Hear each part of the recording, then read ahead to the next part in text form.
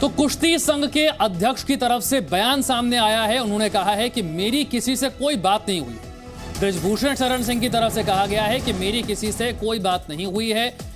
जो पहलवान इस वक्त धरने पर हैं वो चाहते हैं कि रेसलिंग फेडरेशन को ही भंग कर दिया जाए और बृजभूषण शरण जो हैं वो भी इस्तीफा दें।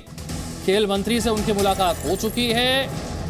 बृजभूषण कह रहे हैं इस बीच कि वो शाम को प्रेस कॉन्फ्रेंस करेंगे, जो उन पर आरोप लग रहे हैं उन आरोपों का जवाब देंगे। इससे पहले भी वो मीडिया से बात कर चुके हैं और कह चुके हैं कि मैं किसी भी जांच के लिए तैयार हूं, लेकिन मैं इस्तीफा नहीं दूंगा। वो साफ कह चुके हैं कि मैं इस्तीफा नहीं दूंगा, जांच कोई भी हो, जांच के लिए मैं तैयार हूं। आरोप गलत हैं और मैं हर आरोप का जवाब देने के लिए तैयार हूं। कुश्ती नंदिनी नगर के अंदर मैं अपने घर से निकला हूं वहां की व्यवस्था के लिए। इसके अलावा मेरे पास कोई ना भी सवाल है ना कोई जवाब है। शाम को प्रेस करेंगे। क्यों? इन्हें देखिए, घर से ही सोप मैन्युफैक्चरिंग करते हैं और महीने का 1 लाख कमाती हैं। आप भी सोप मैन्युफैक्चरिंग करना चाहते हो? इनसे सीखना है तो फ्रीडम ऐप को अभी डाउनलोड कीजिए। आपकी अमित शाह से बात हुई है फोन पे? मेरी किसी से कोई बात नहीं हुई। पीएमओ से आपने कोई नहीं, मेरी किसी से कोई बात नहीं। कोई बात नहीं किसी से कोई बात नहीं। अरे राजू ये लोग अपने लोग हैं। सुनो, ये लोग अपने हैं, सारी रात से खड़े हैं, लेकिन देख मजबूरी है कि मैं सबको अलग अलग नहीं दे सकता। अभी मैं जब प्रेस कॉन्फ्रेंस करूंगा तो सबको बोलूंगा और आप लोग भी टहलें। तो कुश्ती संघ के अध्यक्ष बृजभूषण कह रहे हैं कि मैं शाम 4 बजे प्रेस कॉन्फ्रेंस करूंगा। जो आरोप मुझ पर लगे हैं वो आरोप गलत हैं और मैं हर तरह की जांच का सामना करने के लिए तैयार हूं। इस बीच कुश्ती संघ के खिलाफ जो पहलवान हैं उनकी बगावत जारी है। आज तीसरा दिन है। पहलवानों का धरना जो है वो दिल्ली में जंतर मंतर पर जारी है। पहलवानों के धरने के बीच थोड़ी देर में केंद्रीय मंत्री अनुराग ठाकुर के साथ उनकी दूसरे चरण की बैठक भी होने वाली है। खेल मंत्री के साथ पहलवानों की जो पहले चरण की बैठक थी वो बेनतीजा रही थी। अब दूसरे चरण की बैठक होने वाली है। कुश्ती संघ के अध्यक्ष बृजभूषण पर उन्होंने गंभीर आरोप लगाए हैं। कुश्ती संघ बनाम अब पहलवानों की यह फाइट जारी है और दिल्ली के जंतर मंतर पर यह तीसरा दिन है जब धरना भी जारी है। पहलवान जो है वो बड़े गंभीर आरोप लगा रहे हैं और कह रहे हैं कि कुश्ती संघ के अध्यक्ष बृजभूषण इस्तीफा दें और साथ ही रेसलिंग फेडरेशन को भंग कर दिया जाए। आरोप लगाए जा रहे हैं यौन शोषण के, आरोप लगाए जा रहे हैं कि नियम इस तरीके से बनाए गए हैं कि खिलाड़ियों को दिक्कतों का सामना करना पड़े। आरोप यह है कि नियम ऐसे हैं कि उनके खिलाफ बात करने पर कड़ी कार्रवाई पहलवानों पर कर दी जाती है। पहलवान अपनी बात कहीं रख नहीं सकते। अपने खेल को आगे बढ़ाने में उन्हें बाधाओं का सामना करना पड़ रहा है और इसके लिए कोचेस पर भी आरोप लगाए गए हैं और कुश्ती संघ के अध्यक्ष पर भी आरोप लगाए गए हैं। बृजभूषण शरण पर भी आरोप लगाए गए हैं।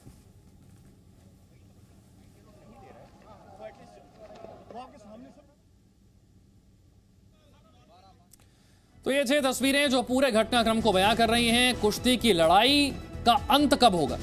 खिलाड़ियों की तरफ से मोर्चाबंदी जारी है। बृजभूषण शरण सिंह के जवाब का इंतजार है। वो कह रहे हैं कि 4 बजे प्रेस कॉन्फ्रेंस करेंगे। विनेश फोगाट कह रही हैं कि डरने की कोई जरूरत नहीं। खेल मंत्री से मुलाकात हो चुकी है रेसलर्स की, लेकिन जो मुलाकात हुई वो बेनतीजा रही। पहलवानों का धरना अब तीसरे दिन भी जारी है और पहलवान जो है वो आर पार के मूड में है। कह रहे हैं कि अगर हमारी समस्याओं का समाधान नहीं निकला तो फिर हम मजबूर हो जाएंगे एफआईआर करवाने के लिए। फिर एफआईआर करवानी पड़ेगी। जंतर मंतर जहां पर इस वक्त धरना जारी है, पहलवान बैठे हुए हैं। तस्वीरें वहीं से आप देख रहे हैं। ये वो पहलवान हैं जिन्होंने राष्ट्रीय स्तर पर, अंतर्राष्ट्रीय स्तर पर भारत का नाम रोशन किया है, भारत के लिए मेडल जीते हैं, जिनकी जगह पोडियम में है, जिनकी जगह स्टेडियम में है, जिन्हें इस वक्त ट्रेनिंग कर रहा होना चाहिए था, उसकी जगह पर आज उन्हें अपने अधिकारों के लिए जंग लड़नी पड़ रही है। दिल्ली के इस ठंड में जंतर मंतर पर बैठकर पहलवान धरना दे रहे हैं। रेसलिंग फेडरेशन को भंग करने की मांग कर रहे हैं। रेसलिंग फेडरेशन के जो अध्यक्ष हैं उनके इस्तीफे की मांग कर रहे हैं। दूसरी तरफ बृजभूषण शरण, जिन पर आरोप लग रहे हैं, वो कह रहे हैं कि आरोप झूठे हैं, 4 बजे जवाब दे देंगे। कि मैं ऐसे भ्रष्ट आदमी को जो है इस पद पर नहीं बना रहना चाहिए। जो बढ़िया जो कुश्ती का जो कोई प्लेयर है, कुश्ती का बढ़िया आदमी है, सब उसको जो है या कोई और स्पोर्ट्समैन है उसको इस पद पर जो कुश्ती का बढ़िया इसके अध्यक्ष बनाना चाहिए।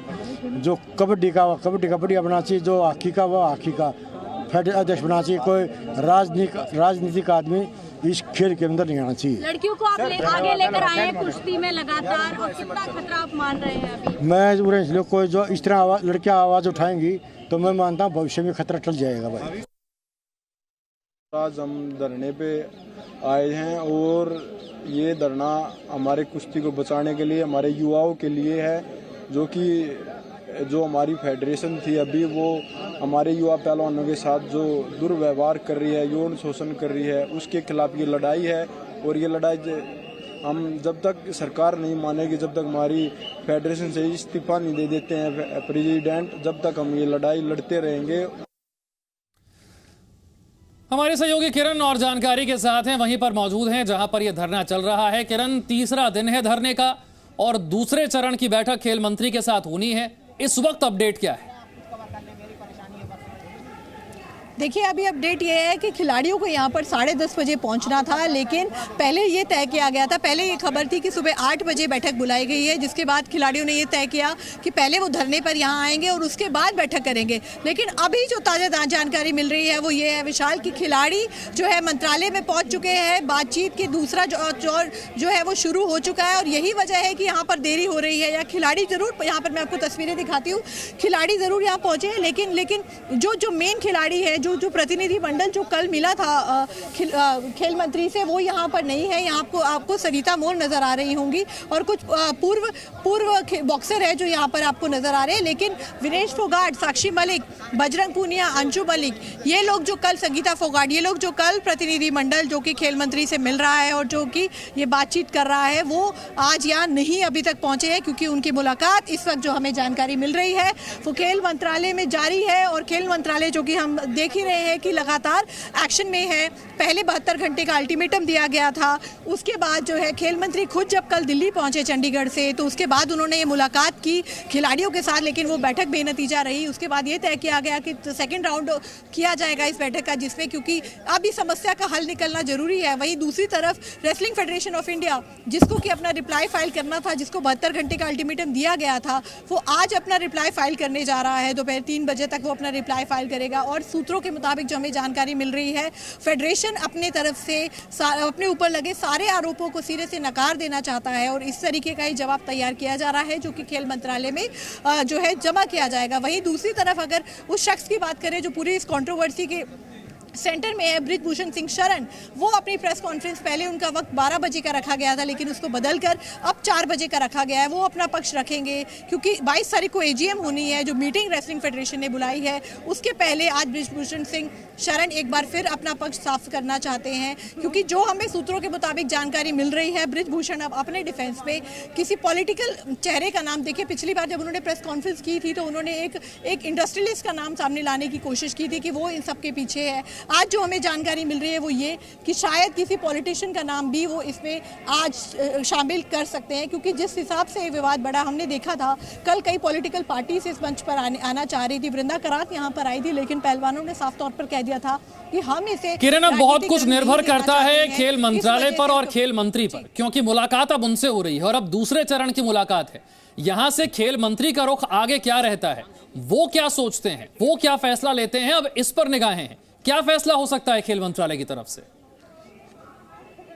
देखिए जो हमें सूत्रों के मुताबिक जानकारी मिली, क्योंकि जब मीटिंग हुई 4 घंटे की मीटिंग हुई, उसके बाद आधिकारिक वर्ड कोई भी नहीं कहा गया, ना खेल मंत्रालय की तरफ से ना कि खिलाड़ियों की तरफ से। लेकिन जब हमने ऑफ द रिकॉर्ड बात की तो हमें ये पता चला कि उस मीटिंग में उनको एक जांच कमेटी बनाने की बात कही गई थी, जो कि खेल मंत्री की तरफ से ऑफर की गई थी कि हम एक जाँच कमेटी बना के इन सारे आरोपों का निष्पक्ष तौर पर जाँच करवाएंगे, जिसमें आपके कुछ सदस्य, कई पूर्व खिलाड़ी भी शामिल हो सकते हैं। लेकिन पहलवानों ने उन मांग को पूरे तरीके से खारिज कर दिया, वो क्योंकि उनका कहना है अब हमें कोई आश्वासन नहीं चाहिए, जब तक रेसलिंग फेडरेशन भंग नहीं होती तब तक ये धरना प्रदर्शन जो कि जंतर मंतर पर उन्होंने स्टेज कर रखा है, तब तक वो जारी रहेगा। उससे पहले वो नहीं हटने वाले हैं, यानी कोई आश्वासन खिलाड़ियों ने साफ तौर पर कह दिया उन्हें नहीं चाहिए, जब तक कि सबसे बड़ी मांग उनकी जो है वो फेडरेशन भंग करने की मांग है। पहले वो मांग कर रहे थे कि बृजभूषण सिंह शरण इस्तीफा दे, लेकिन बाद में ये मांग, आप देखिए कल तो ये तक बात कह दी गई कि पुलिस तक जाएंगे, FIR तक करवाएंगे अगर हमारी सॉल्यूशन नहीं निकलता है। तो यहाँ पर अब क्योंकि बहुत से खिलाड़ी जुड़ चुके हैं विशाल, देखिए कुश्ती की अगर बात करें, कुश्ती ऐसा खेल है जो आपको लगातार ओलंपिक्स में मेडल देता है। अगले साल ओलंपिक्स है और वहाँ पर आपके बड़े बड़े खिलाड़ी जो कि ओलंपिक में मेडल जीतते हैं, वर्ल्ड चैंपियनशिप में मेडल जीतते हैं, वो ये कह के धरने पर बैठ जाए कि अब हम कोई कॉम्पिटिशन में हिस्सा नहीं लेंगे जब तक हमारी इस प्रॉब्लम का सोल्यूशन नहीं होगा। तो खेल मंत्रालय का एक्टिव। ठीक है किरण, मैं आपके पास लौटूंगा। कांग्रेस पार्टी की तरफ से इसे लेकर क्या कहा जा रहा है ये आपको सुनवाते हैं। लेकिन तकलीफ इस बात की है कि माननीय प्रधानमंत्री जी को जब उन्होंने लगभग 1.25 साल पहले इन बातों से अवगत करा दिया गया था तो इस पे कार्रवाई क्यों नहीं हुई।